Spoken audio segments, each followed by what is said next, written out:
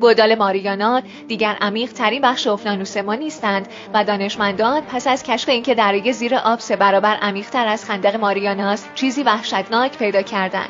زیردریایی قدرتمند و در مسیر پایین بار دیگر فرود آمدند. آنها ماهی‌های عجیب و غریب زیادی دیدند که به طور غیرعادی بزرگ بودند. انگار آب دره خاصیت عجیبی داشت که روی ماهی تاثیر می‌ذاشت و تنها 40 دقیقه پس از فرود آمدن آنها چیزی باور نکردنی را در کنار دره دیدند. ورودی به یک معبد زیر آب بود و لحظاتی بعد یک کوسه 6 متری در دوردست ظاهر شد. و دانشمندان نتوانستند با تجهیزات غواصی خود آنجا را ترک کنند، زیرا به احتمال زیاد منجر به مرگ میشد. آنها منتظر ماندند تا آن موجود ناپدید شود و هنگامی که ناپدید شد نزدیک در ورودی به داخل یافتند. آنها متن و هیروگلیف‌های عجیبی را دیدند که به نظر می‌رسید آتشفشانی عظیم را در حال نابودی زمین به تصویر می‌کشد. زمین آنجا عجیب بود. آنها فکر می‌کردند در حالی که به کاوش در داخل معبد